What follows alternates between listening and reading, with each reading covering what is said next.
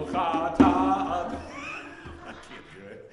Baruch atah Adonai, Eloheinu melech haolam, asher natan et kol darkav, v'kol Yisrael kehitav v'yod, v'kol hadevarim ad hashamayim.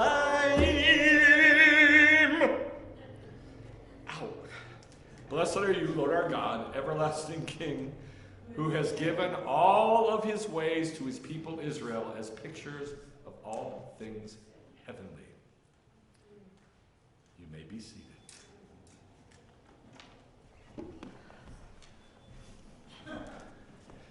I got a cramp from hitting that note. Isn't that ridiculous? You old boy. All right, this is one of my least favorite Torah portions that I love.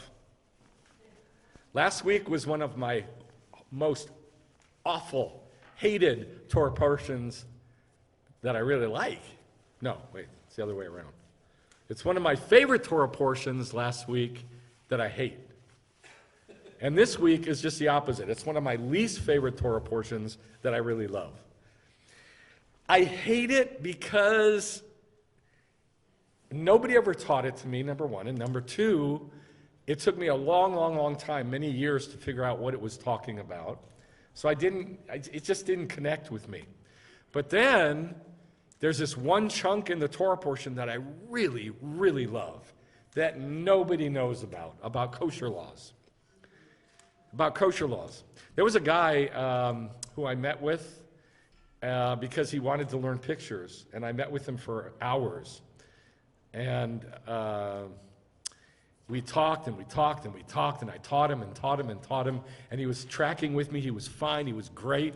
Then I got to the kosher laws in Colossians, the very first thing on the list, the things that are pictures or shadows of Yeshua, the kosher laws, the new moon, the Sabbath, and the festivals. And I said, the kosher laws are a picture, a shadow cast by Yeshua. And I said to him, how? And he said, what? And I said, how? And he says, health. And I said, no. How is it a shadow cast by Yeshua? And this went around and around and around for about an hour until he finally saw that I was saying that the shadow is the kosher laws. That the kosher laws should show us Yeshua and heavenly things. If they don't, they are not scriptural. There's something else. So I thought I had him, and I thought he understood, and we parted ways, shook hands, gave a hug. He said, thank you so much. And the next day, he sends me a long email saying, I disagree with everything you're saying because, and he said, this website talks about the kosher laws as health, and this guy's a doctor, and he proves that the kosher laws are healthy. And I told him, I don't know, maybe 10 times. That may be true, but it has nothing to do with the Bible. And this is the problem. Just like last week when I taught about tzav, meaning set up or established, and all the Jewish world and all the Christian world believes it means command, the kosher laws are the same way. All the Jewish world and all the Christian world thinks it has to do with health. It's just the way it is. Very, very, very few Jewish rabbis, teachers, and individual Jews understand that it's not about health. So that's why I hate this Torah portion. That's why it just took me so long to figure it out. It's not even about the kosher laws. It starts out with something else entirely. Totally. So what I'm going to do is I'm going to take the thing that it starts out with, which is all about the 8th day, and I'm going to weave it together with kosher laws, because that's what the Torah portion contains. Stuff about the 8th day and holiness, and the kosher laws and holiness. And that's the common thread. That's why all of our songs were about holiness, Kadosh. So this is called the 8th day. In the 8th day, all will be Kadosh. All will be holy. So I'm going to take both parts of the Torah portion, weave them together. So there's a lot of scriptures. You're going to have to pay very close attention to get this. So, first part, Shemini, the title of the Torah portion, Eigth, Shemini. Now it came about on the 8th day, Shemini Yom Shemini. Now Rashi says it's the 8th day of the investiture. Investiture means they put on the holy garments on the high priest and the priests, and they all get dressed up in their garb, and they are not allowed to leave the tabernacle for 7 days, and then on the 8th day, they offer the sacrifices. So when it says on the 8th day, it's literally talking about the 8th day of this process of the priests becoming, guess what? Kadosh. That's what this is. This is the 8th day. After 7 days of them doing all the things they're supposed to do, on the 8th day, they all become Kadosh. That's what this is about. Now, it came about on the 8th day of the investiture, that Moshe called Aharon and his sons and the elders of Israel, and he said to Aharon, "Take for yourself a calf, a bull as a sin offering, and a ram as a burnt offering. Then speak to Bnei Israel, take a male goat as a sin offering, and a calf and a lamb." You're probably already lost. We're only 2 verses in. Because of all the calf and lamb and bulls and goats and sacrifices, you're probably already lost. We're just getting started. So just let it sink in that it's a bunch of sacrifices. If that's all you can do, that's fine. But just think it's a lot of sacrifices. Take a male goat as a sin offering, and a calf and a lamb, both 1-year-old, as a burnt offering, and an ox and a ram for peace offerings to sacrifice before the Lord, and a grain offering mixed with oil.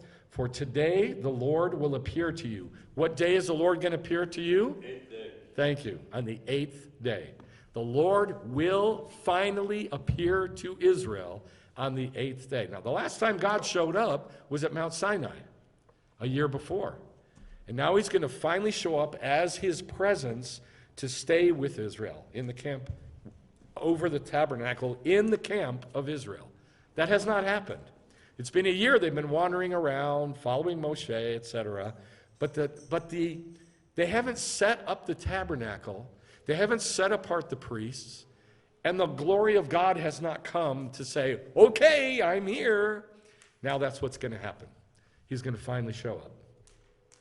But he can't show up until the priests are holy, and the people are holy, and all the vessels, the tabernacle, the furniture, is holy. So that's what all this is. This all happens on the 8th day. Everything becomes holy on the 8th day. So they took it says, and the Lord will appear to you. This is the 1st of Nisan. We can see this in Exodus 40, verse 17. Now, there's 3 different Jewish sources besides the scriptures that say that this is when it happened. Rashi says it, and he quotes Exodus 40. It's in Torat Kohanim, which is the instructions for the priests. Huge book about sacrifices and the priesthood. And Seder Olam, which is the history of the world. Big Jewish book. So this is not just, Rashi's words. It's you can find it in other Jewish sources, that this happened on the 1st of Nisan. So they took what Moshe had spoken to the front of the tent of meeting, and the whole congregation came near and stood before the Lord. And Moshe said, "This is the thing which the Lord has established you to do, and the glory of the Lord will appear to you." And Moshe said to Aharon, "Come near to the altar and offer your sin offering and your burnt offering. Then make the offering for the people, so that you may make atonement for them, just as the Lord has established." So it hasn't happened yet that what's recorded at the end of the book of Exodus, that the glory of God came and dwelt with Israel. So we have to go back to the end of the book of Exodus. The whole book of Exodus was about the tabernacle and setting up the tabernacle. And in 40:17, it says, "Now it came about in the first month of the second year of coming out of Egypt, on the first day of the month that the Mishkan was erected. Now that happens next week. Next week is Rosh Chodesh Nisan, and that's what the first month is, Nisan. And so this is like correlating pretty closely with the Torah portion. In the first month, in the second year, on the first of the month, the Mishkan was erected. And then it talks about how all the stuff that Moshe did to erect it. And then in verse 34, then the cloud covered the tent of meeting, and the glory of the Lord filled the Mishkan. So that's what this is referring to. So now, the whole tabernacle is holy. All the priests are holy. And Israel is now going to become holy. So Aaron slaughtered the calf of the sin offering, which was for himself.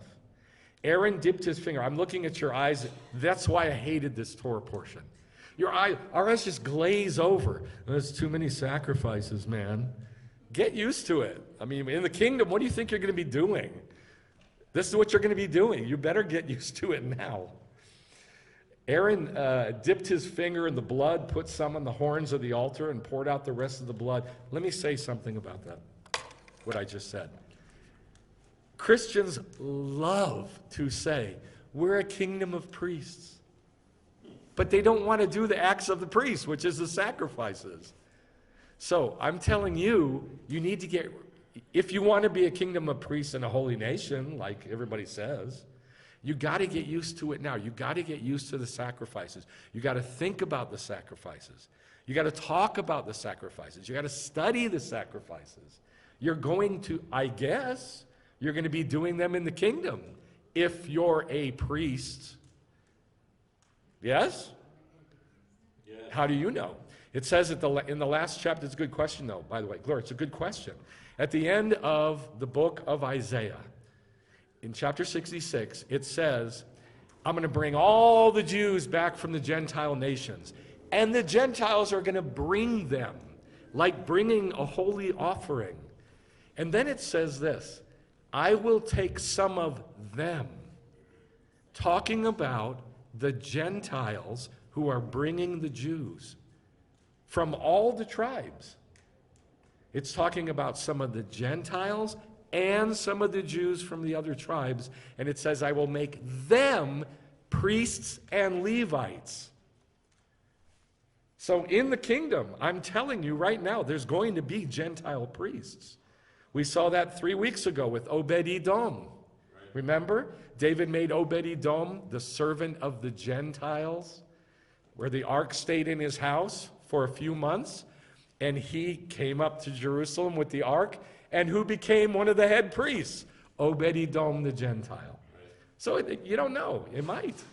If God says that the believers are a kingdom of priests, right? Maybe you're going to be a priest. But whether or not you are, you're going to be offering sacrifices in the kingdom. But you might be a priest too. Maybe. You need to find that out. So, he dipped his finger in the blood and put some on the horns of the altar and poured out the rest of the blood at the base of the altar. The fat and the kidneys and the lobe of the liver he offered up in smoke. The flesh and the hide he burned with fire outside the camp.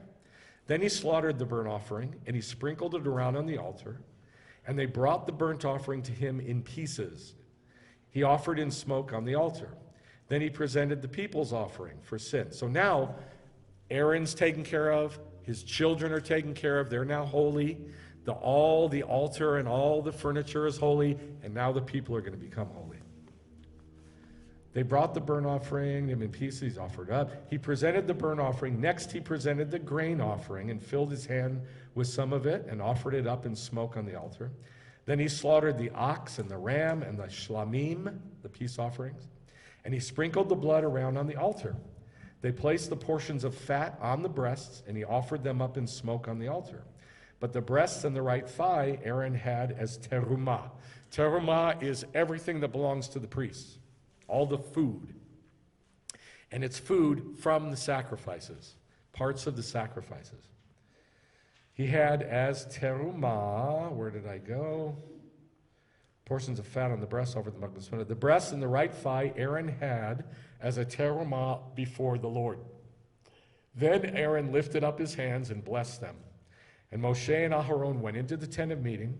And when they came out and blessed the people, the glory of the Lord, now it comes.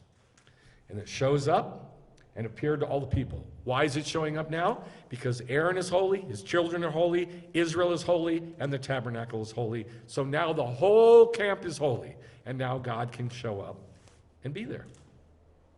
Pretty simple. Then fire went out from the Lord and consumed the burnt offering and the portions of fat on the altar. And when all the people saw, they shouted and fell on their faces. Very next thing. Oh, I was going to have a picture here. That's where it was. Now Nadav and Avihu, the sons of Aaron, took their respective fire pans, and after putting fire in them, placed incense on the fire and offered strange fire before the Lord. Now, this is right after everybody became holy. I mean, immediately after, Nadav and Avihu, who are now holy, go and do it wrong. And they do it. This is what I'm going to say through the whole teaching. Doing it wrong is unholy. Doing it right is holy. That's all there is to it. If you think like people in the Gentile world think, they think very linearly. Like when you say the word holy, it means to act perfect. It's sort of right, but it's not right. It's acting right and correct, but not like perfect. Not like better than anything else. It's just right. Those of us who are school teachers, we know what this means. You give the kids instructions, you lay out the parameters of the thing that we're doing, and if they do it right, they get a good grade. That's holiness. If they do it wrong, or not so good, or maybe needs to be tweaked or fixed or whatever, that's not holy. Judaism is holiness. Everything else is not. It's that simple. God says, here's my framework, my world that I'm creating. Everything of how to do it is in that box. Do it like the box, and you belong in the box. You're holy. Because that's how it is up there, holy. It's all like that. It's all like what's in that world. Like tzitzit. You don't wrap them with unclean sinews from an animal. You wrap them from wool.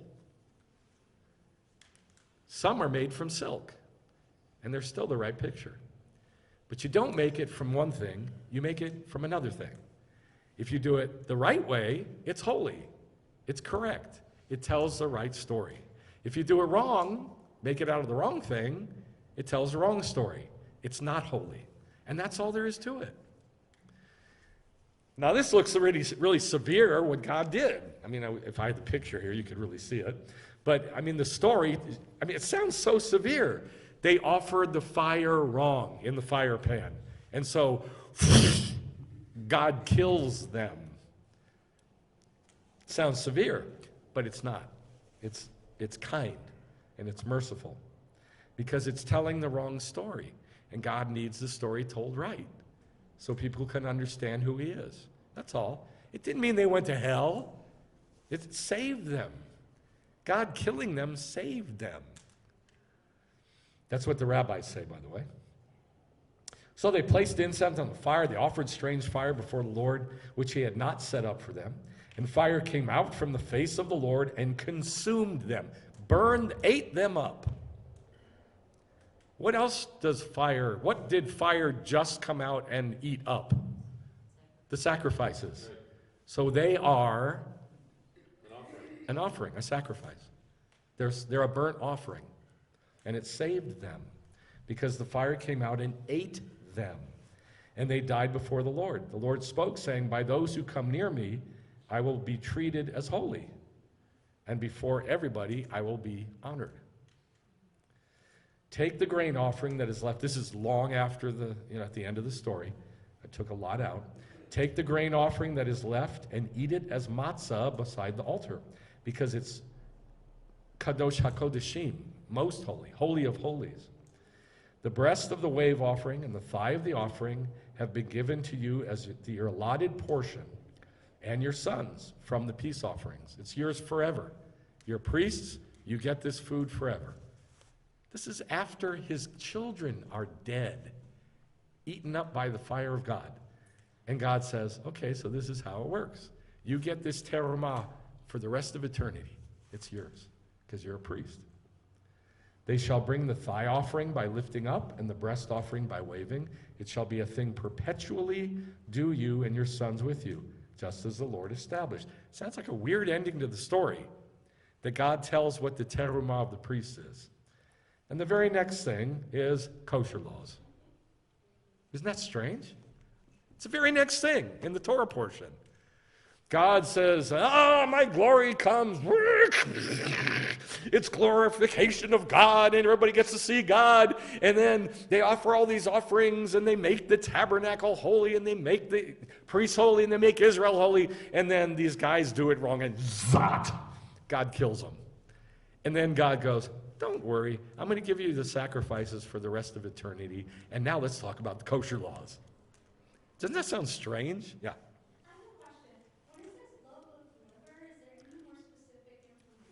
Yeah, the lobe of a liver is the question, but it's a big chunk of fat.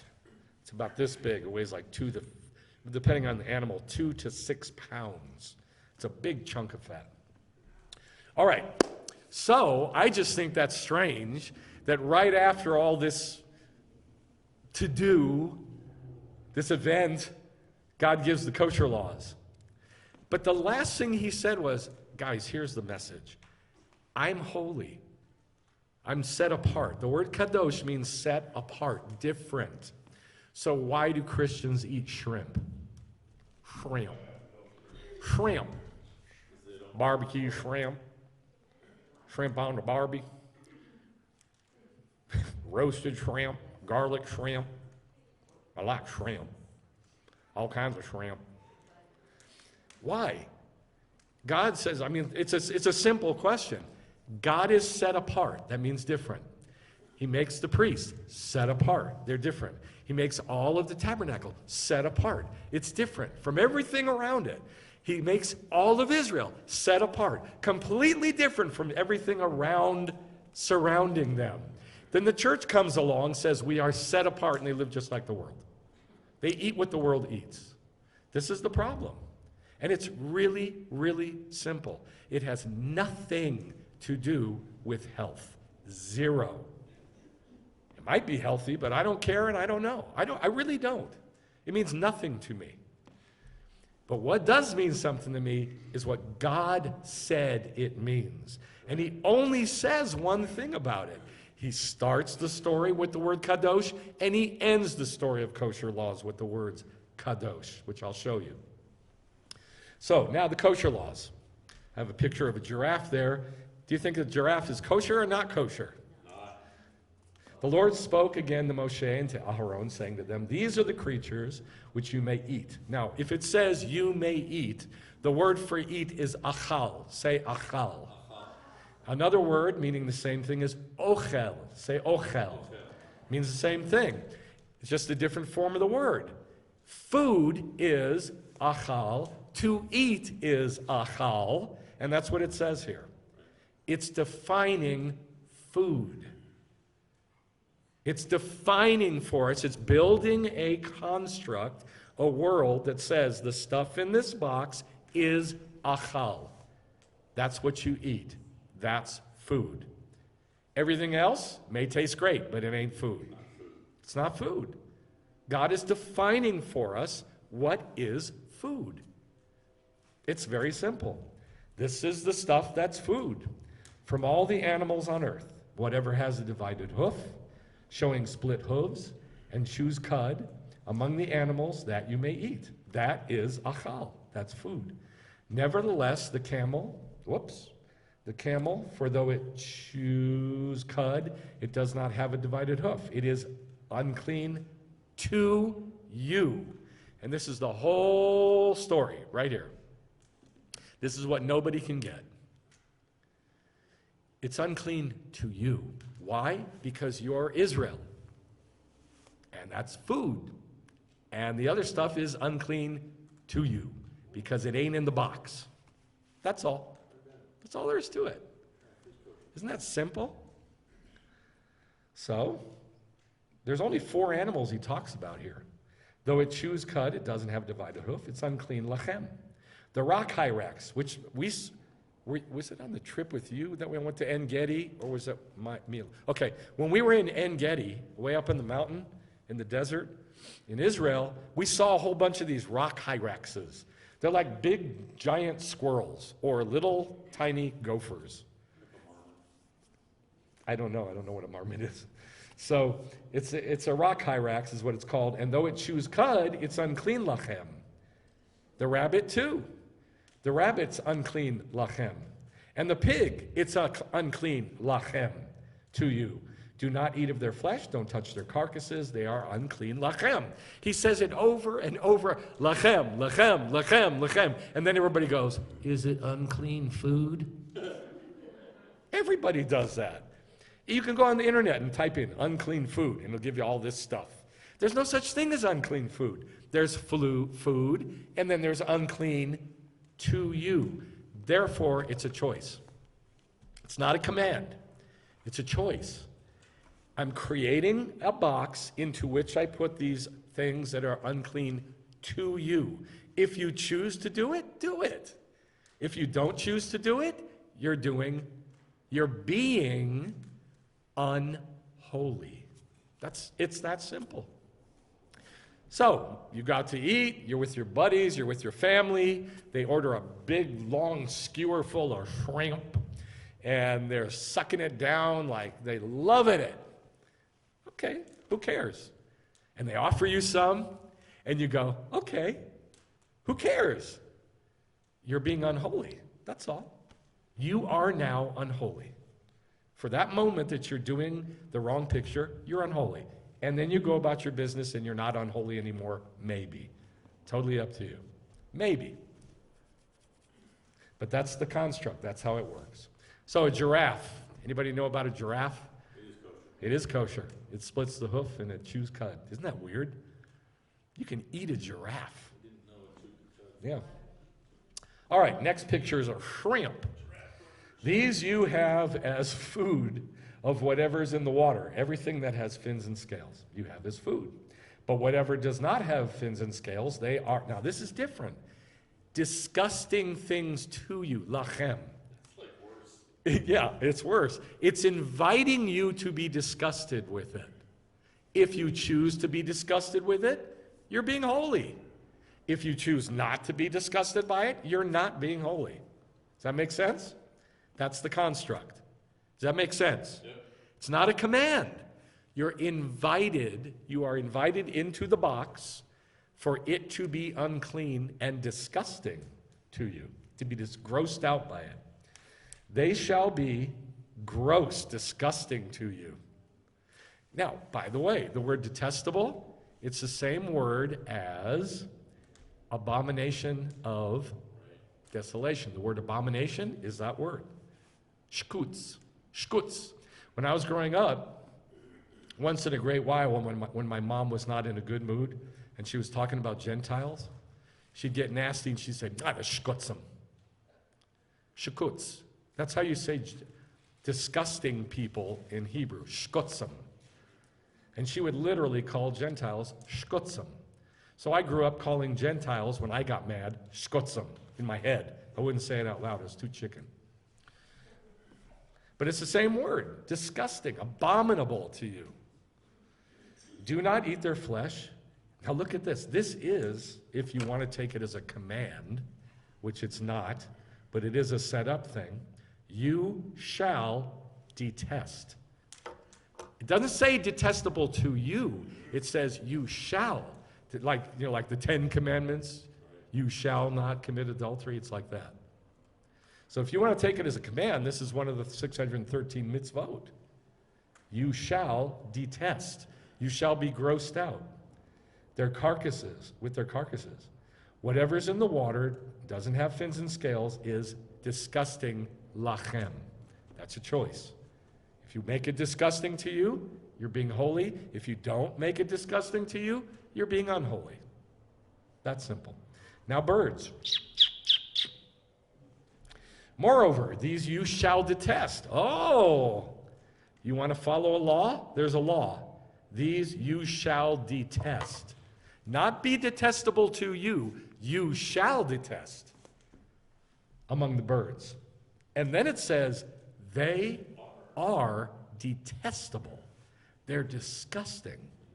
Not disgusting to you, just in their nature, they are disgusting. They're detestable.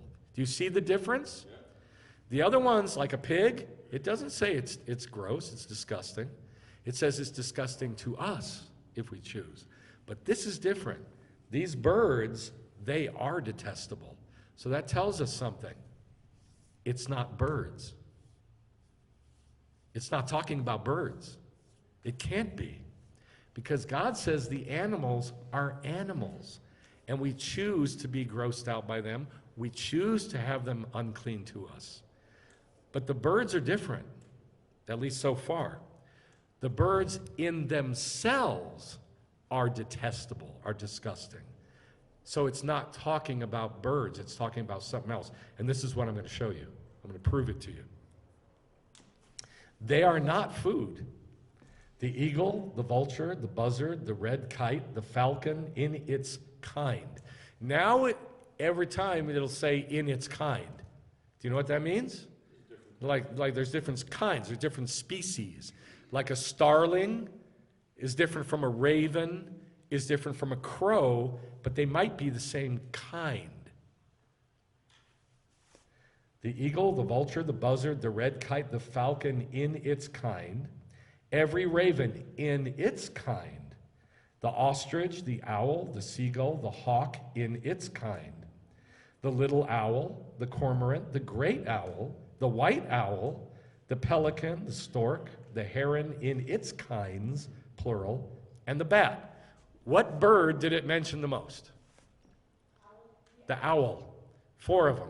4 different kinds of owl. When does the owl hunt? Yeah, it's the only one that specifically hunts at night. So this gives us a clue. It's not talking about birds.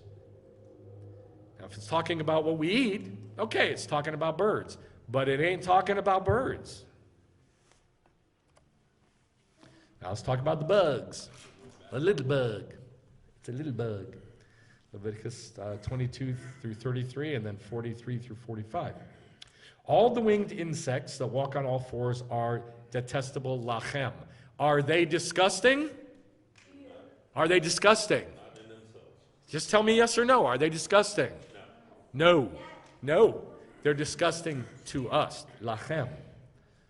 Yet these you may eat. They're food. Those which have jointed legs above their feet with which to hop on the earth. If they don't jump, if they don't hop, they're unclean to us. Those which have jointed legs above their feet with which to jump on the earth. These are those you may eat. They are food. The locust, the devastating locust, the cricket, and the grasshopper. That's it. All other winged insects are detestable lachem. Is a flea, if you eat it, is it disgusting? To me, yes. Just to you. It's not disgusting in and of itself. Is a pig detestable and disgusting? No. No. Only lachem. To you. It is not disgusting. Is a camel disgusting? Yes or no? No. No. Don't say to you. Just answer me yes or no. Let's get it straight first. Is a cormorant, a seabird, disgusting? Yes. Because remember the birds, it said they are disgusting. Did it mention seagulls? It mentions seagulls, absolutely. Okay? Now the amphibians and, what are they called? Amphibians and what's the other one? Reptiles. Now these are to you the unclean. In other words, they're unclean to you.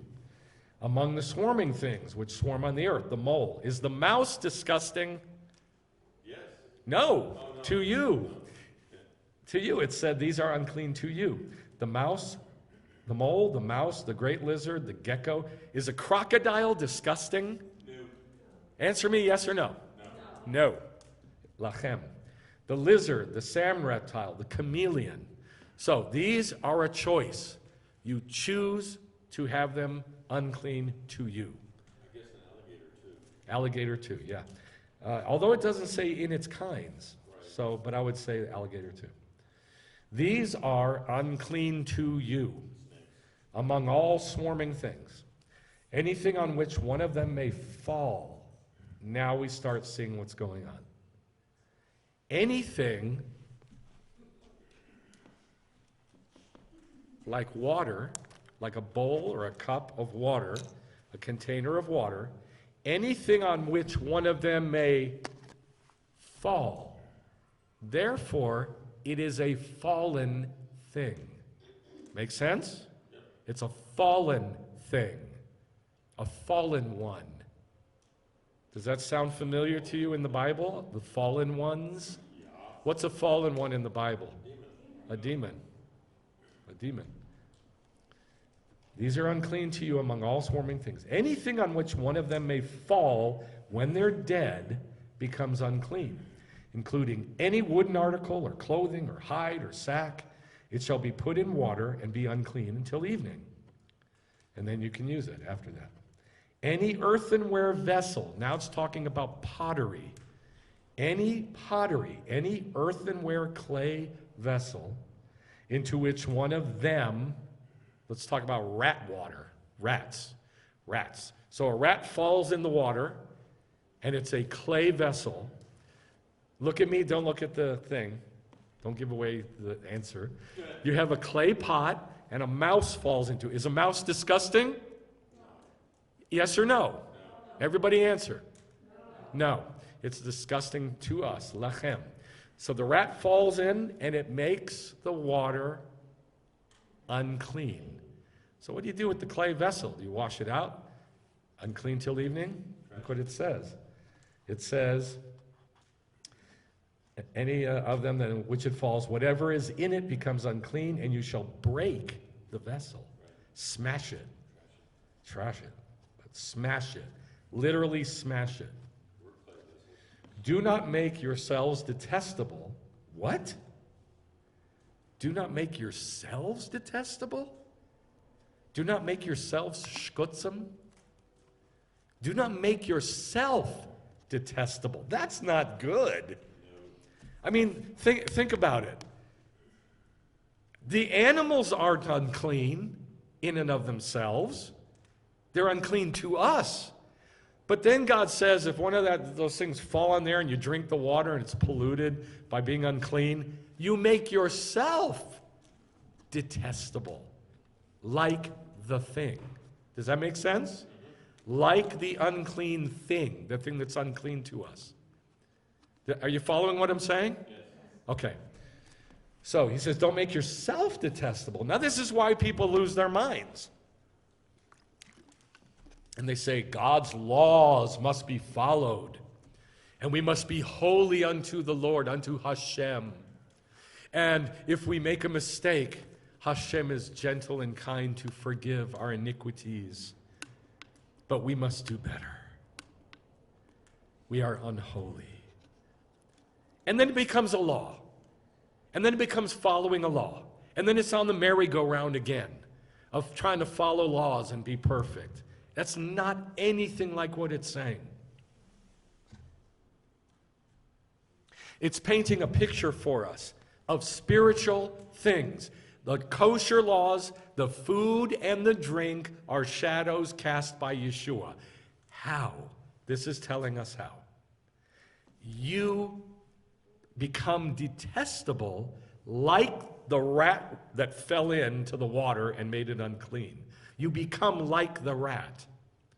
Does that make sense? By drinking water? Makes me like a rat? I don't get it. But it's setting up a picture for us to learn. I'll show you what I mean. I'll explain it. But so far, all he's saying is, you become like the thing that fell in the water. Did you follow that? Okay, that's all he said so far. Whatever is in it becomes unclean. You shall break the vessel. Do not make yourselves detestable through any swarming thing, or make yourselves unclean with them, so that you become unclean. So make yourselves holy, Kadosh, and be Kadosh. He said it twice now. Because I am Kadosh. He says it 3 times. And you shall not make yourselves unclean with any of the swarming things, because I am the Lord who brought you up from Egypt, so you shall be holy. 4 times, because I am holy. Now, he started it by talking with Aaron about his sons who were killed, by saying, guys, I'm holy, I'm set apart, I'm different. So you got to be like that. You got to be holy. And now he ends the kosher laws talking about his motive. The whole thing is about holiness. It has nothing to do with health. Period. If you're talking about the Bible. If you're talking about something else, talk about it to you all you want. But it has nothing to do with the Bible. The Bible's all about this construct of pictures. What's holy, what's not holy. And I'm going to say what's Jewish and what's not Jewish. Because we don't want to become like shkutzim, the unclean, the disgusting thing. So let's go back to the picture of the whole narrative that we saw.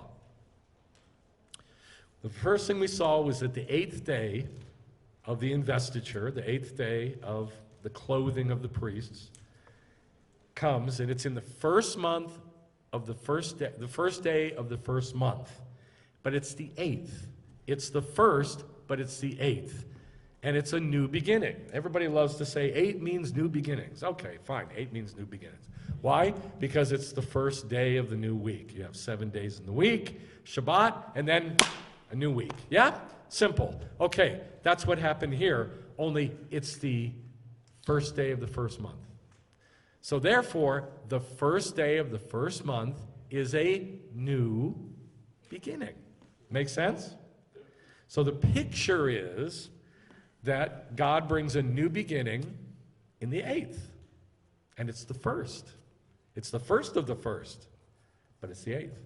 Second thing that happens is Aaron and his sons make holy all the pictures. That is the vessels, the garments, the people, everything in Judaism is made holy by making sacrifices and offerings, and they're made holy to serve as priests. Immediately following that, the holy priests do the wrong picture, and they're killed for not treating God as holy. The next thing that happens, animals are clean and animals unclean to you are enumerated. And the only reason God gives for doing it is that God is holy and we're to be holy. Now, this is prophecy. This pattern that we just looked at is prophecy. I'm going to show you that it is prophecy. It's not just like laws. It's prophetic. And I mean clearly, specifically prophetic. Plus, I'm going to explain about holiness and shkutzim and unrighteousness and how birds are not really birds. I'm going to tie all of it together. At least I'm going to try. So let's talk about 8th being the new beginning. On the 15th of this 7th month, Tishri, is the Feast of Booths for 7 days to the Lord. That's the 15th through the 21st. This is in Leviticus 23, talking about Sukkot, where the 7 festivals show up. This is the last 2. The 15th through the 21st is Sukkot. Then it says, on the first day is a holy rehearsal. You shall not do any work. And on the 8th day, same exact words, Shemini Atzeret. On the 8th day, which is the 22nd of the 7th month, Shemini Atzeret, the day after Sukkot, you shall have a holy rehearsal. You shall not do any laborious work. It's a Shabbat. It's the 8th day. It's the 7th day. It's the 8th day. It's the first day. It's the 8th day. It's the 7th day. It's the 8th day. So it's the same picture as the first day of the first month is the 8th day of the investiture. In this case, The day after Sukkot, the first day after Sukkot, is called the eighth culmination, Shemini Atzeret, the eighth finality, the eighth culmination. All right, so Tishri 15 through 21 is Sukkot. What is Sukkot a picture of? The kingdom. Well, what comes right after the kingdom? Eternity, yeah. Heaven. Everybody wants to go to heaven. Ain't nobody going to heaven. Everybody's going to the kingdom or they're not. Right. But after the kingdom, we will go to heaven. But only after the 1,000-year kingdom. It just, there's so many myths associated with the Bible, it's just ridiculous. There's more myths than there are scripture, actually. Yeah.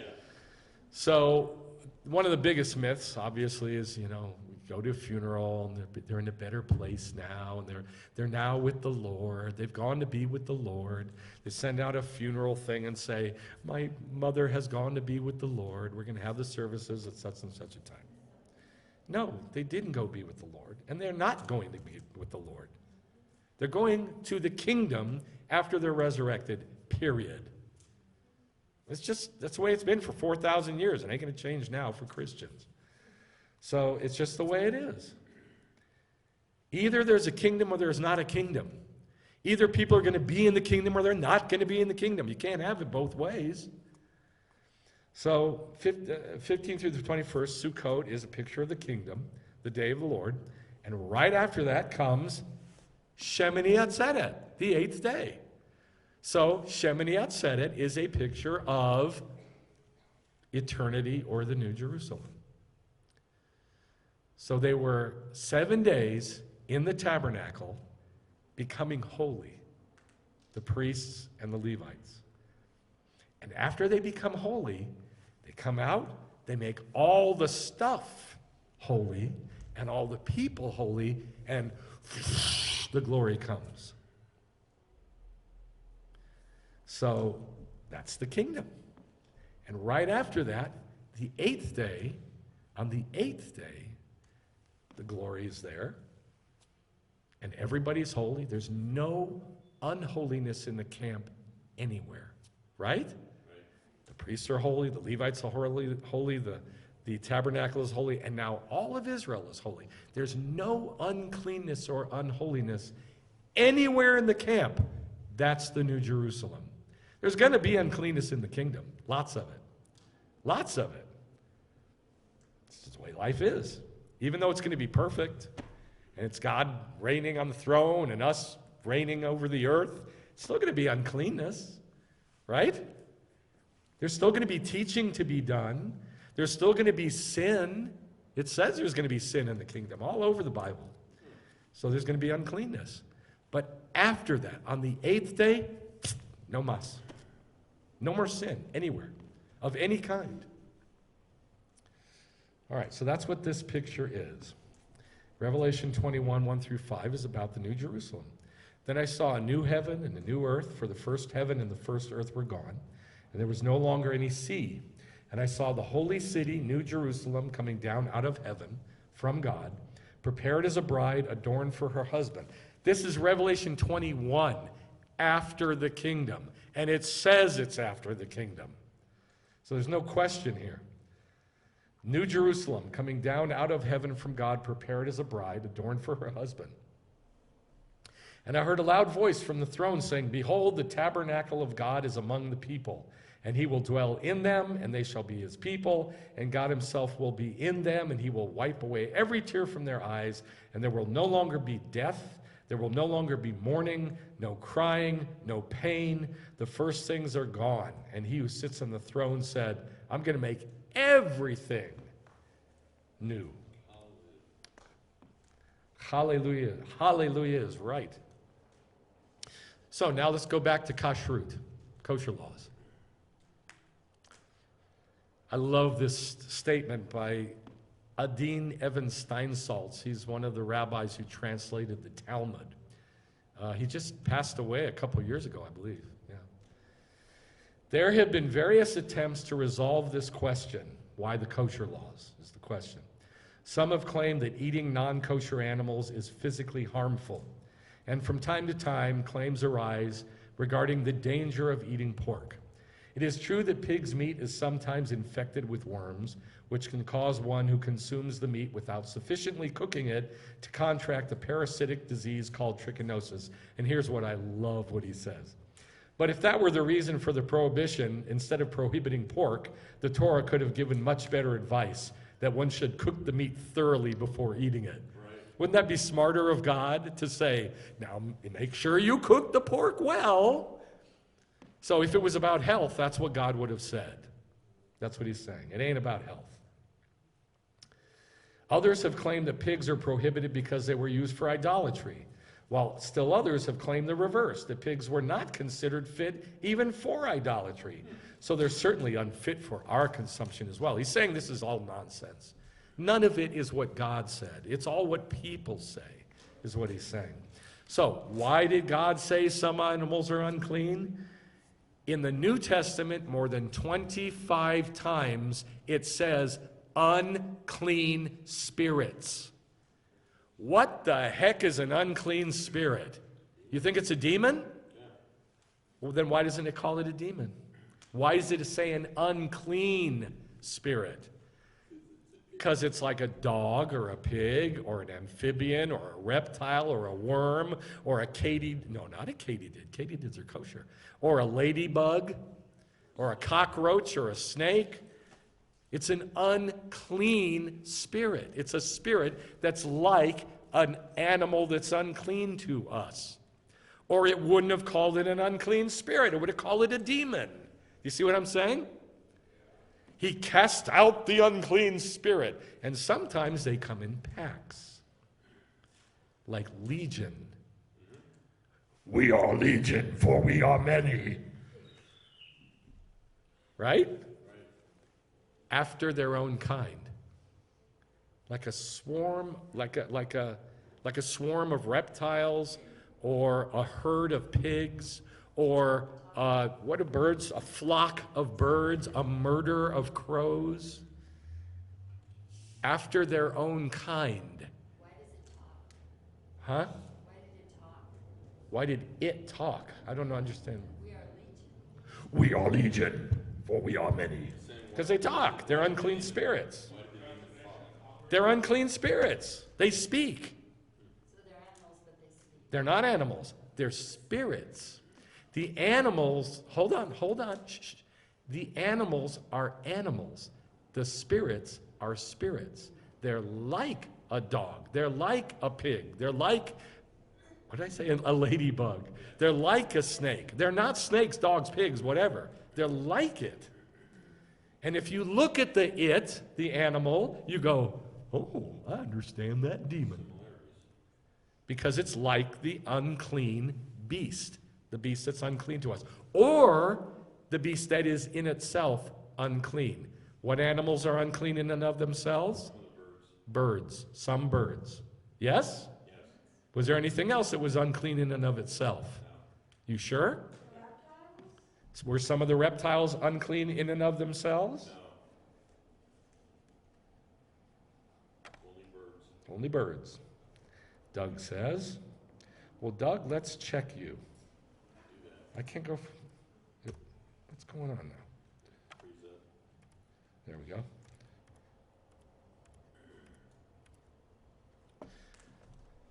Nope. Only the birds. See, they're all the other ones are detestable to you, unclean to you, detestable things to you. Okay? Only the birds. Now, why only birds? Because they have wings. They have wings. Demons fly. It's that simple. It's not deep. Don't they fly? They fall and they die. And they fall from the sky. They're fallen ones. They fly. So they got wings. Does that make sense? Mm-hmm. That's why they're like the birds. Yes?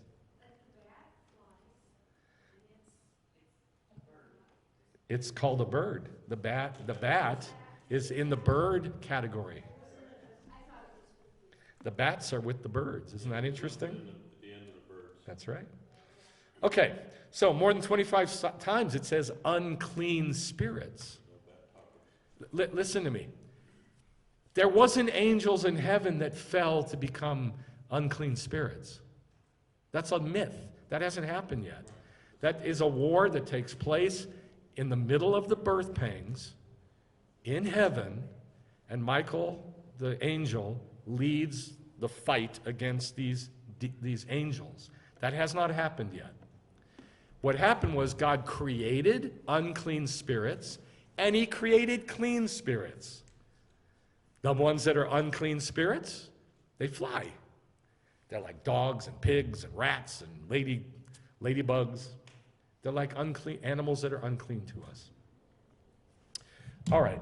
Romans 14:14 says this, and Christians use this verse to say, see, you can eat anything. I know and am convinced in the Lord Yeshua that nothing is unclean in and of itself. Oh, Paul, he's saying something completely different from the Torah. The Torah said this is unclean, and now Paul says nothing's unclean in and of itself. He's quoting the Torah that says it's unclean lachem, to you. And that's what he says here. It's not unclean in and of itself, except what? What animals? Some birds, not all birds, some birds. Nothing's unclean in and of itself, but to the one who considers or makes it to themselves unclean, it's unclean. Lachem, to you. That's all he's saying. He's quoting Leviticus 11. That says over and over, it's unclean to you, unclean to you, unclean to you, unclean to you, unclean to you, unclean. Oh, it's unclean? It's like he says it, by the way, the Torah says it 13 times in the passage. Lachem. 13 times. And yet nobody reads it or sees it. Everybody says it, they're unclean. It's unclean food. It's unclean food. No such thing. To that person, it's unclean. Now it says 12 times lachem, unclean to you, about the animals. One time it says, just like generally all of it is unclean to you. All right, now let's talk about what do the rabbis say about kashrut? Why? Rabbi Bar Mari, so that means he's in Babylon, because this is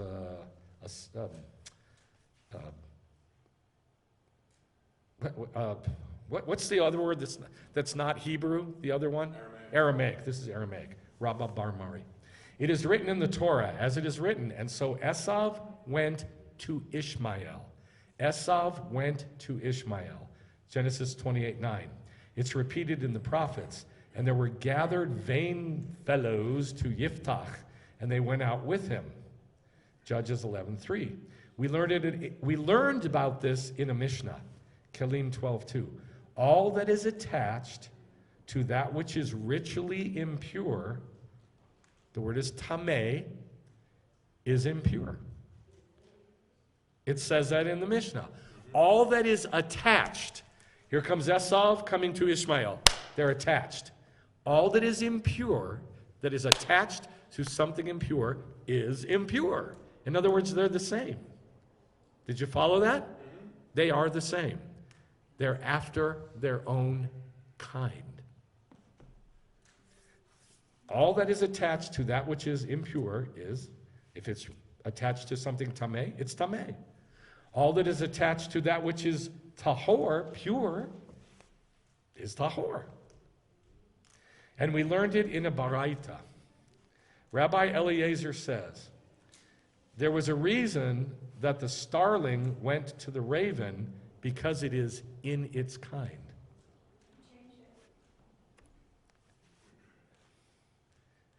As it too is a non-kosher bird. That's in the Talmud. Now in the book called Sha'arei Teshuvah, the Gates of Repentance. One who attaches himself to an evildoer, it's not enough for him that he does not reprimand him with the rod of his mouth and put him at a distance, but he rather brings him close like a friend. And it is stated, 2 Chronicles 20:37, as you have made a partnership, the Lord will break up your work. Whereas the righteous are surely disgusted by the evildoer, as it is stated in Psalm 15. A contemptible man is disgusting in his eyes. It shall be disgusting lachem, to you. Disgusting in his eyes. And our rabbi said, Bava Kama, it's in the Talmud, not for nothing did the starling go to the raven, but because it's kind. And it's stated, all fowl will live with its kind, and men with those like him. This is in the book of Ben Sira. So, it's not about birds. What's it about? What's it about here? Come on, guys, stay with me. What's it about? Is it about birds? It's about humans. It's about spirits in humans. It's about our attributes. That's what the animals teach us about. Us. They teach us about our midot. It's not about animals. It's not about what we eat. We eat to learn, or we don't eat to learn. This prompt keeps coming up. One who attaches himself to an evildoer. That's what this was about. All right? I just can't get this to do what I want. Okay. The Torah tells us that wicked Esav, we read this. All right. No, we didn't. The Torah tells us that wicked Esav married wives belonging to a wicked people. Anybody know how many wives he took that were wicked people? 2. Yehudit and Basmat, I believe. The verse applies to the marriages of the wicked. But those who in their crookedness act corruptly, let the Lord make them go the way of the evildoers. Peace on Israel. Isn't that a weird thing to end with? Peace on Israel. Let them go with each other. Peace on Israel.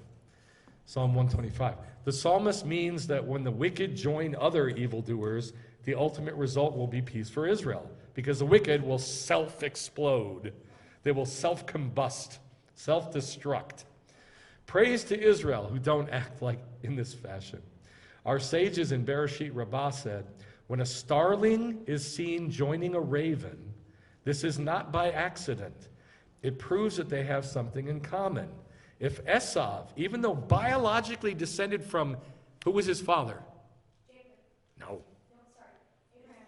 No. Isaac, Yitzchak. Yitzchak, who was the most righteous guy in his generation. But Esav was his son, the most wicked guy. I did it again.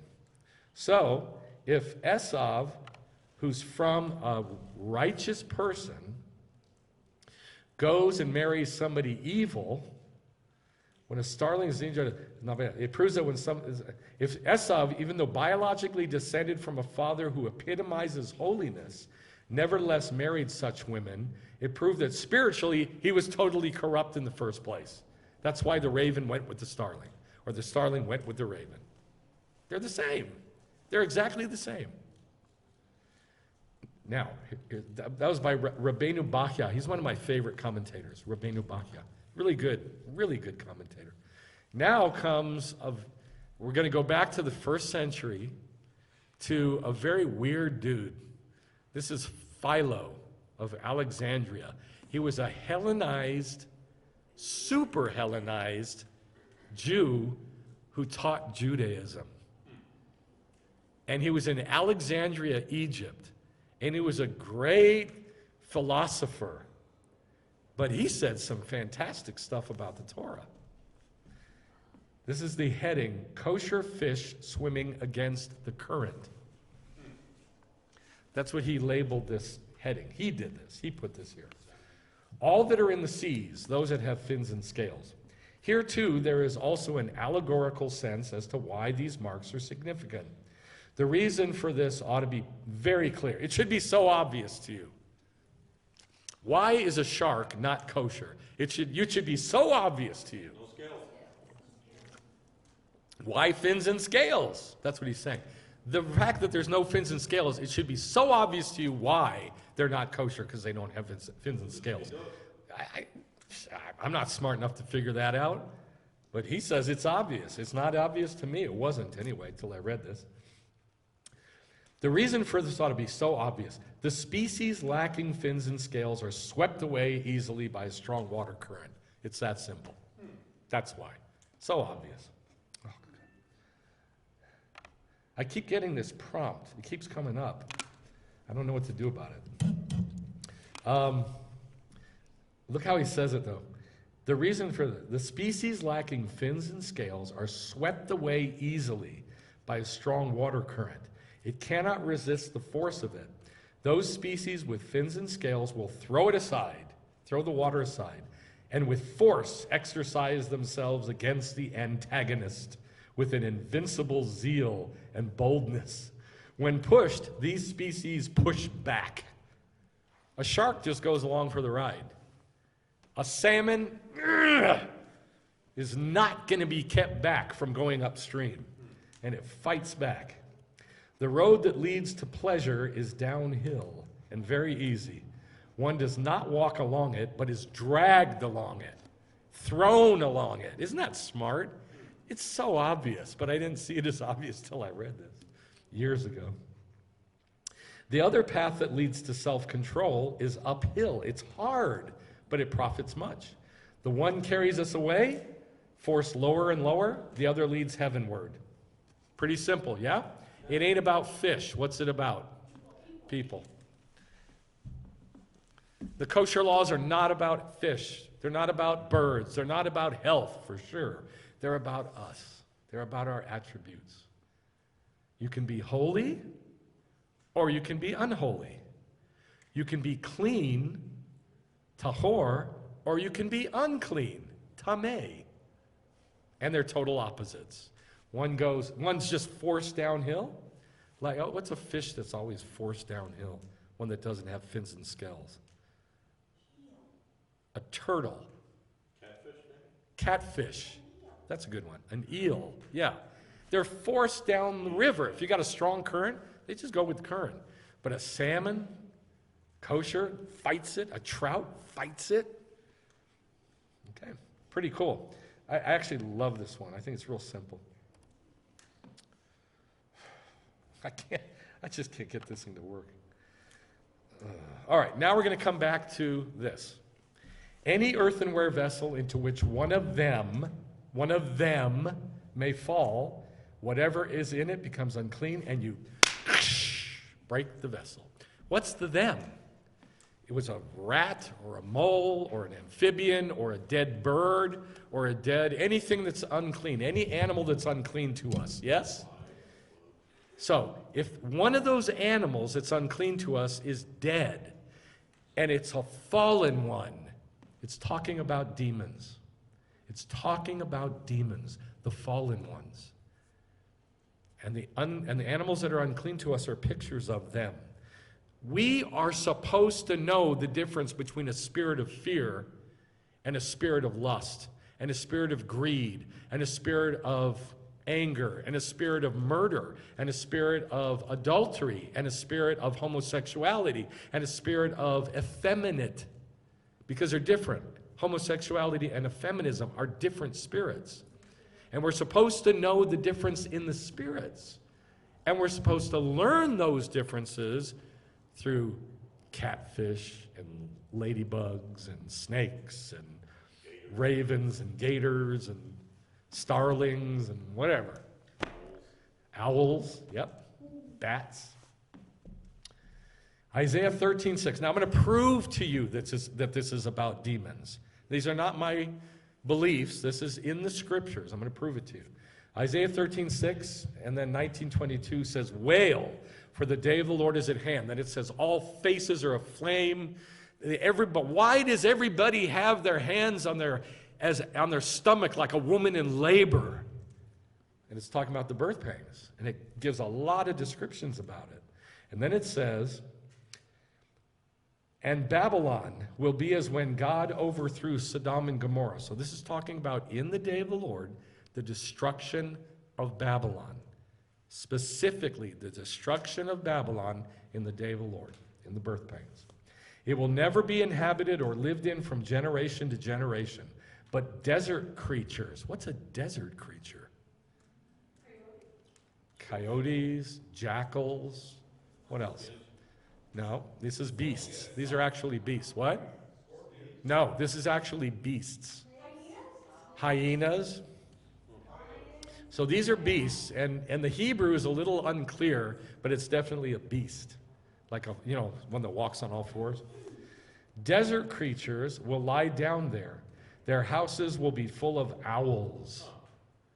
Ostriches, which are unclean to us, will live there. And shaggy goats. Now, goats are clean. But you know what this says in Hebrew? Goat demons. It's the only animal that's clean that is a picture of a demon. And it's here in Babylon, in the birth pangs, in the day of the Lord. Goat demons will frolic there. Wolves will howl in their fortified towers, and jackals. And it's talking about animals, but it ain't about animals, is what I'm going to show you. Her time is going to come soon. Isaiah 34, 6, and then 10 through 15. For the Lord has a sacrifice in Bozrah, a great slaughter in the land of Edom. This is the Gentile nations. None will pass through it forever, but pelican is an unclean animal to us. Hedgehog will possess it, and owl and raven will dwell in it. It will also be a haunt of jackals, a habitat of ostriches. Desert creatures will meet with the wolves. The shaggy goat will cry to its kind. Its kind. Why would it use that word, its kind, that phrase? Because it's talking about, the only other place it is in the Bible is in Leviticus 11 with the animals, with the birds specifically, after their kind. Yes. Talking about the other demons.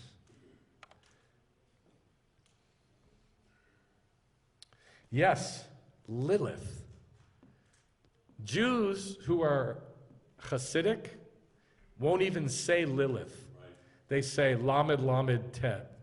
They won't even, or Lamed Lamed Yod Tet, I think. Lilith. They won't even say Lilith. It's the night demon. Will settle there. The tree snake will make its nest and lay eggs there, and will hatch and gather under its wing. Yes, the hawks will be gathered there. Everyone after its kind. The hawks after its kind. So, obviously this is not talking about animals and birds, right? Can you see it yet? A lot of demons there. But now it's going to tell us straight up that it's talking about demons. Jeremiah 50, there's one more. Therefore her young men will fall in the streets. This is talking about the destruction of Babylon. Jeremiah 49, 50, 51, and 52 are all about the destruction of Babylon. I don't know what to do with this prompt. It just keeps coming up and coming up.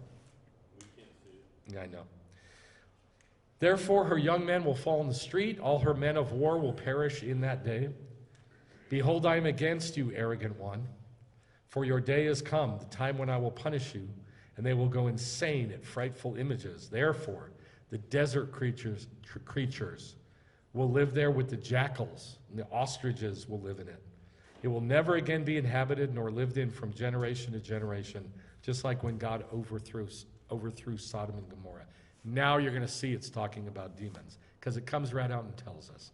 In Revelation 18, fallen is Babylon. We just read, linked with the fall of Babylon in the day of the Lord during the birth pangs in Isaiah and in Jeremiah. And then all these unclean animals to us show up.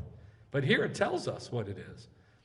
Fallen is Babylon the Great. She has become a dwelling place of demons. It didn't say demons in Jeremiah, did it? No, listed animals. It listed animals. But here it calls them demons, straight up.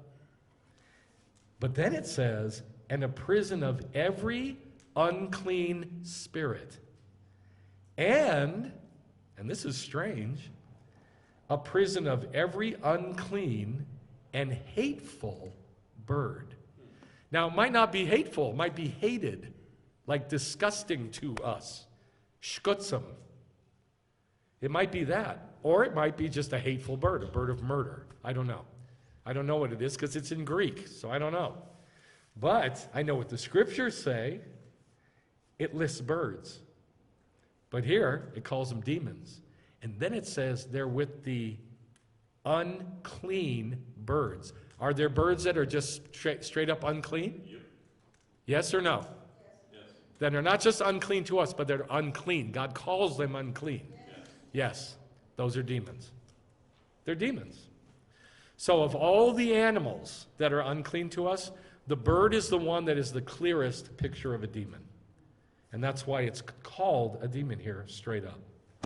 So these are not my words. It's not my belief system. This is what the scriptures say. We are supposed to know the differences in demons. Now, here's why I'm telling you this. Don't get offended, but sometimes when we pray together, you miss it. And you miss it because you're saying stuff that you've been taught instead of having discernment from the Torah about whatever demon is there. Because you know this as well as I do, that when people who are believers pray, they say what they say. They just say stuff because that's what they were taught. One of the most common ones is, may no weapon formed against you will prosper. They just say it as a matter of course. Nothing wrong with it. It's just that, does it really apply? Are you sure it applies? If you're sure it applies, great. But if you're not, maybe take a second and think. Here's another one. I come against you. There's a spirit of lust. I come against you, spirit. Well, are you sure? Are you 100% positive from Torah that you can see that demon of lust in an animal? Because God will show it to you as an animal if you pray. And if you see it, fabulous, pray. But if you don't see it, maybe you should just hang back a little bit and think, like, what's going on here? Lord, show me from the Torah what's going on. Show me the animal. Show me the spirit. When Yeshua prayed for people and cast out demons, he called them by name, didn't he? Well, you know what? It says in Acts that a whole bunch of priests had sons, the 7 sons of Sheva. The guy's name is Sheva, and he's got 7 sons. Isn't that interesting? The 7 sons of Sheva, which means 7, were Jewish. What was the people who cast out demons? What are they called in the Catholic Church? Exorcists. It says that in Acts. The 7 sons of Sheva were Jewish exorcists. All that means they knew how to pray and get rid of demons, just like Yeshua. This is a Jewish thing. You need to understand from the animals, from the kosher laws, the spiritual world. Eileen and I saw a program many years ago called The Nature of Sex. And it was sex in the natural world. Monkeys and ladybugs and snakes, okay? In the natural world, like their sex habits. And we were sitting there watching this thing saying, oh my God, that's a demon of lust, the monkey. Oh my God, that's a demon of fear. Oh my God, that's a demon of this, a demon of that, a demon of the other one. And it was so crystal clear to us, and we both saw it at the same time. We didn't talk to each other. We didn't discuss it. We just saw it. And it was so obvious. One time, many years ago, we had a good friend who had a demon that was coming to her house and but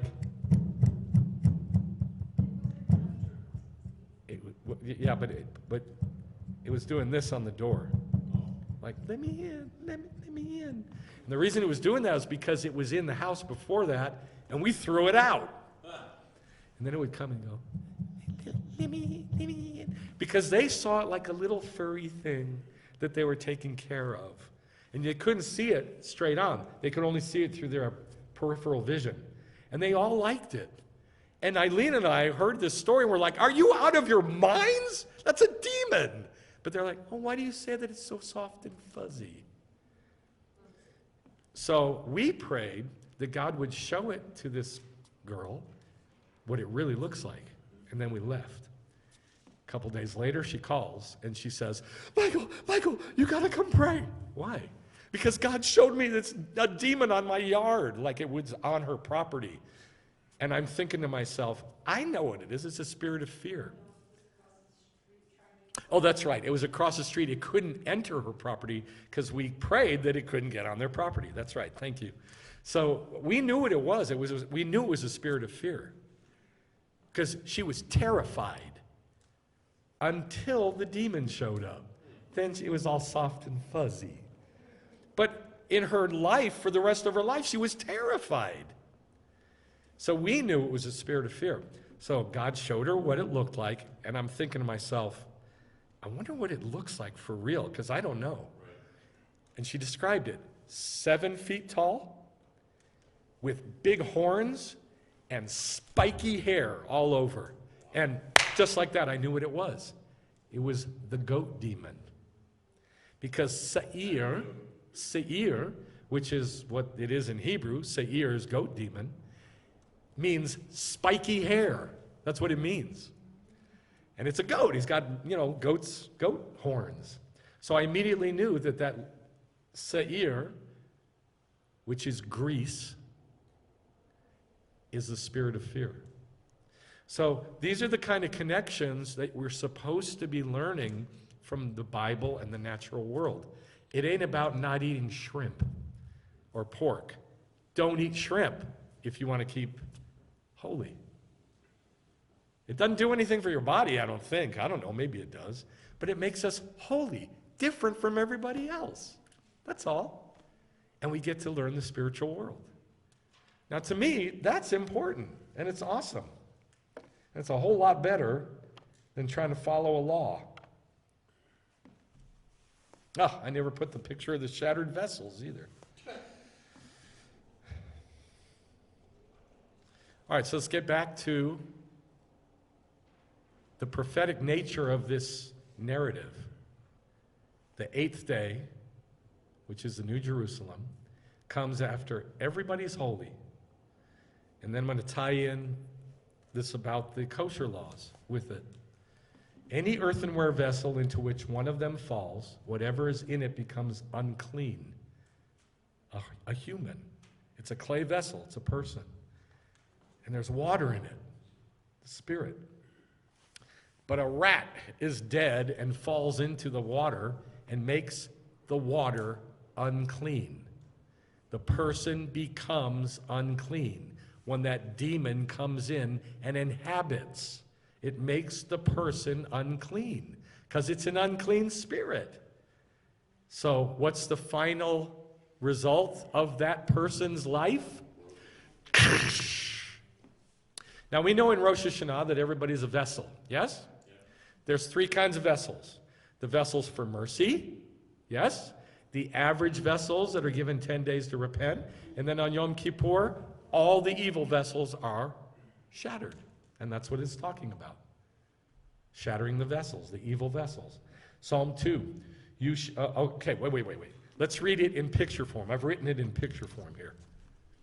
Any human body into which an unclean spirit may fall, a fallen one, whatever is in the person becomes unclean, and you shall destroy the person on Yom Kippur at the end of the birth pangs in the day of the Lord.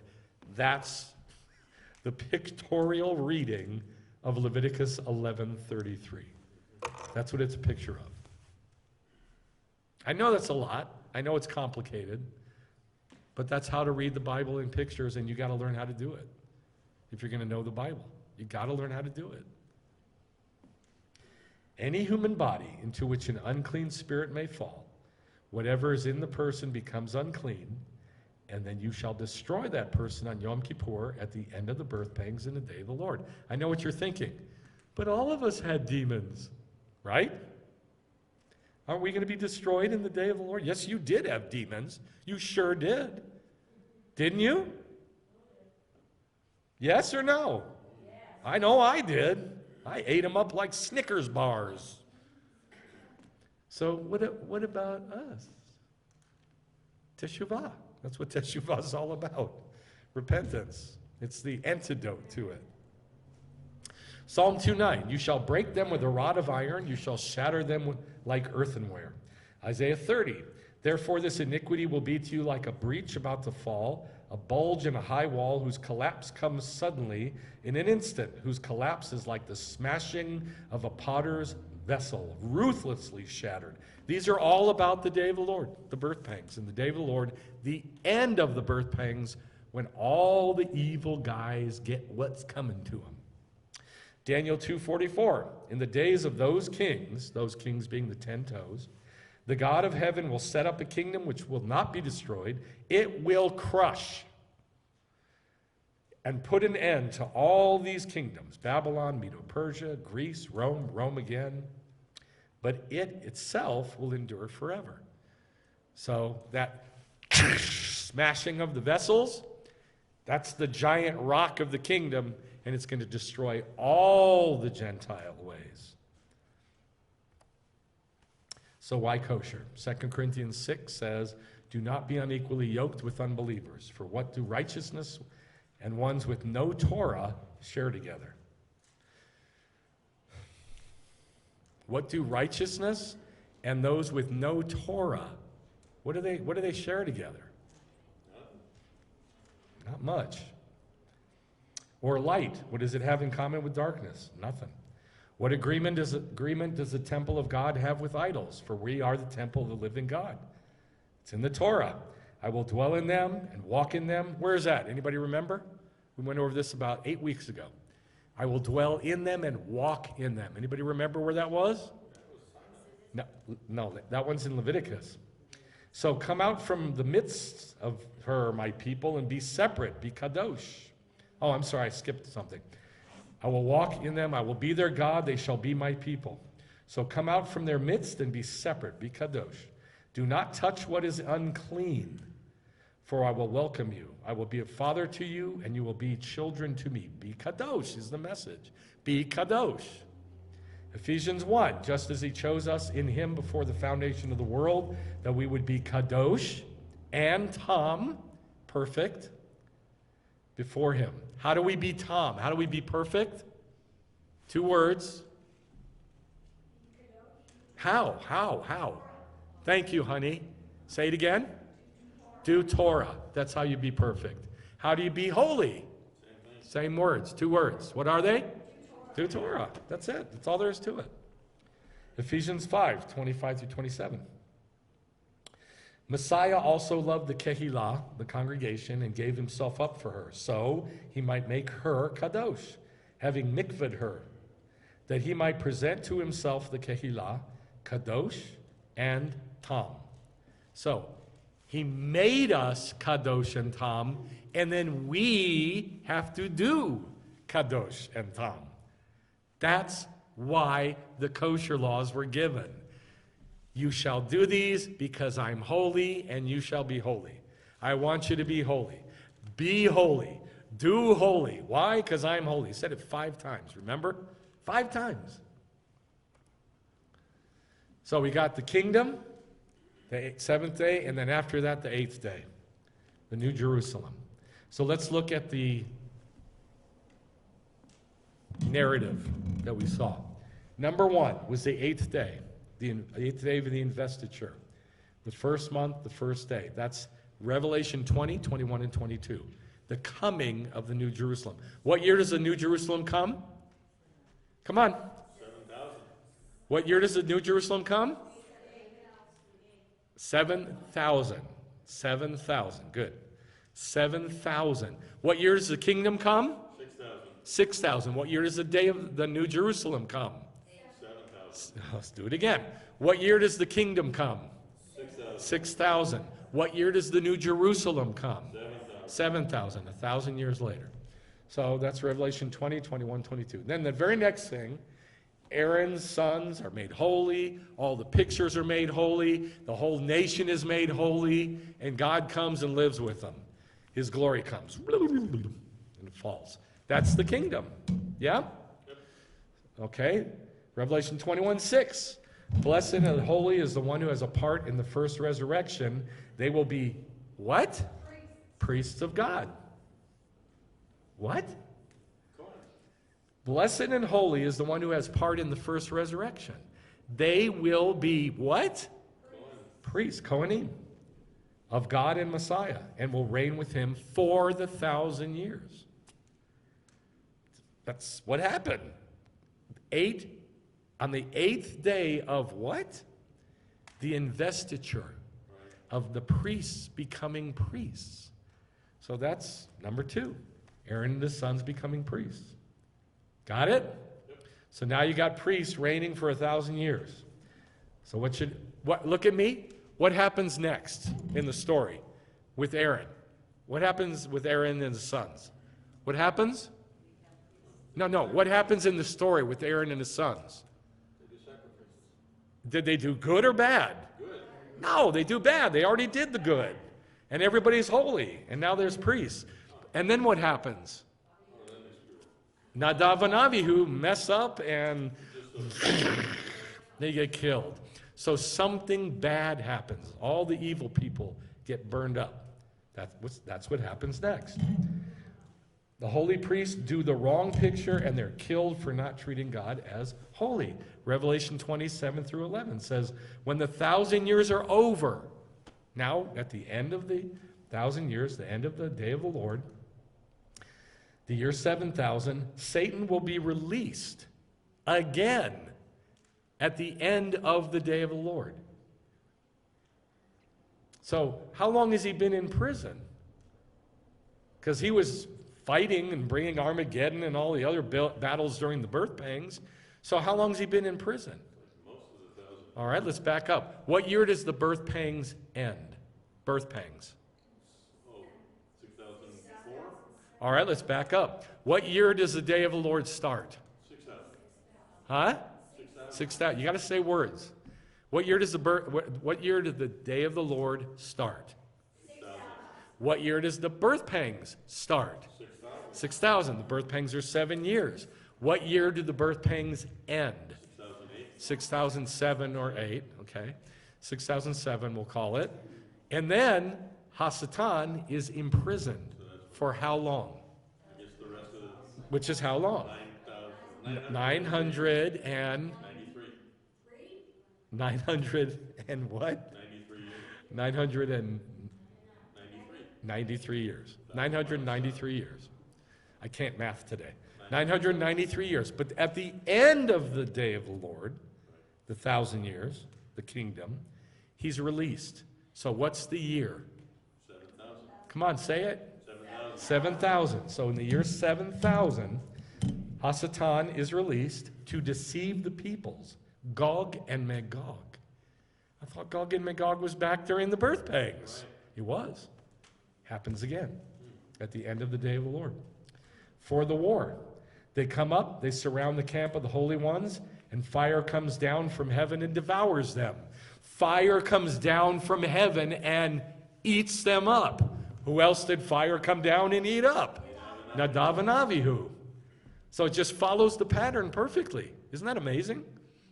And then after Nadav and Avihu are burned up, and God says to Aaron, don't worry, Aaron, you get to tear them off forever. Now, I'm going to give you what? Kosher laws. Kosher laws. And that's the next thing we see. The animals clean and the animals unclean to you are given, and the only reason is that God is holy, and we're to be holy. Revelation 21:25 says, its gates will never be closed, and they will bring the glory and the honor of the Gentiles, the animals, into it, the clean animals, and nothing unclean will ever go into that New Jerusalem. Ever. Unclean went into the kingdom, didn't it? Yeah. Yes? Ironic. A lot of unclean went into the kingdom, but none in the New Jerusalem. None. Nothing unclean, and no one who practices abomination will ever come into it. That's heaven. That's heaven. That's forever. Only the Kadosh is left. So, therefore, we should be Kadosh. See how we circled back? See what I did there? Isn't that going to be heaven here on earth, though? Because the What? Jerusalem comes down.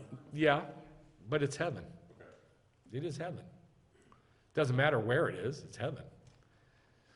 So, the narrative of these four things that happen in our Torah portion are there as prophetically. It's not just instructions and laws. You need to start learning how to read the Torah in picture form, or else you're going to be stuck with either obeying it or not obeying it. And it's not a command, so you can't obey it anyway. So you got to get off that merry-go-round of going around and around and around. The only way to do this is start learning how to read this in picture form. Okay? All right. When you go out to eat, check and see if the beans are made with lard. And do it loud. Hey, can I ask you a question? Are the beans made with manteca or aceite? Lard or oil? I don't know. Well, can you go find out for me? Thank you so much. Thank you so much. Yes. I have to share something because I was supposed to take omega-3 and I was looking at the contents and it has oyster shells. You're supposed to take omega. I got to get it on the thingy. You were going to take omega-3. You're supposed to take omega-3, and you looked at the ingredients, and it's made with oyster shell. Some of us, I guess, maybe not all of them have oyster shells. One of my memory is just going. I mean, my brain is collapsing in on itself, and so we wanted to take what's that stuff called? Prevagen, which is good for your brain. I couldn't think of the word. See what I mean? And it's made with. What's it made with? I kept saying, did you get your Prevagen made with squid juice? What's it? Jellyfish. It's made with jellyfish. And I couldn't remember jellyfish, so I kept saying squid. It's made with squid. We got to find something else. We can't get that. It's made with squid. Did you have your stuff made with squid juice? And then Mayim Bialik, who's an actress, who's also a neuroscientist and Jewish, Orthodox Jewish, she is touting Nutriva. I want to get this on tape. I'm touting Nutriva. And it's kosher. What is it? It's just like Prevagen, only it's kosher.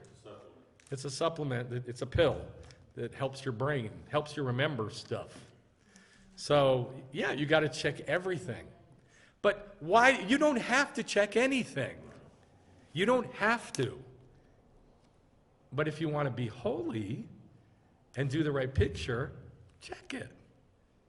Knock yourself out. Have a good time. Figure out how to do it. That's the right attitude. Yes. Yes. Yes. It's the question is, what kind of demon is an owl? There was 4 of them listed, right? Was it 4 or 5? 4 owls listed. They're the only bird that hunts at night. Their vision is absolutely amazing, right? So what kind of demon can see at night and hunt men at night? What do you think? Lust? What do you think? What do you think? I'm trying to answer your question. No, not Lilith. Lilith is a different thing. Although it's tied in with Lilith. Lilith. Come on, what do you think? What kind of demon, what kind of person would have like night vision goggles and they can hunt and they can hit their target at night when nobody else can? The vampire. What kind of human attribute? What kind of human attribute? Becca says lust. What do you think? We just saw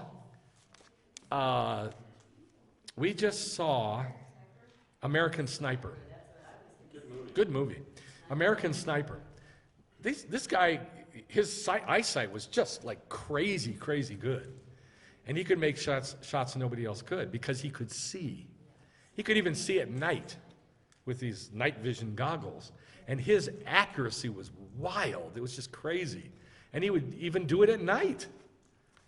What was he doing? What was he doing? Killing who? Killing the enemy. He was killing the enemy, right? Yeah.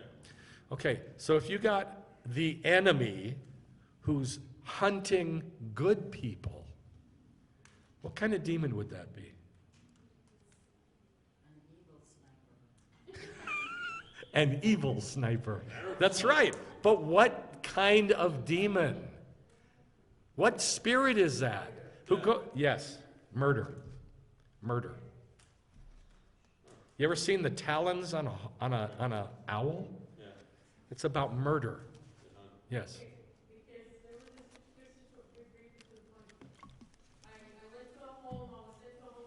I can't listen to a story right now. I'm sorry. Well, I can't do it right now. Let's do it after. Let's do it after. Well, I was wrapping up, but this is how you have to do it. You got to figure stuff out by looking at the animal world. Please, I'm begging you, don't ever let somebody tell you that Kosher Laws is about health. I think I've opened it up to you enough to where at least you can see that, yeah? Yes. You can see it's much, much, much bigger. Okay, good. So practice with people. Let's pray. Abba, this is a lot. And it's going to take your Ruach to weave this stuff together in our hearts to where we can even stay straight with it and keep it in our heads straight. So I ask that by your Spirit you would begin to show your people all over the world why you gave the Kosher Laws, that it's related to the animals, the attributes of animals. And I ask that you would show us the spiritual world from the animals and help your people to be different and holy and set apart like you. In the name of Yeshua. Amen. Let's stand for the Aleinu.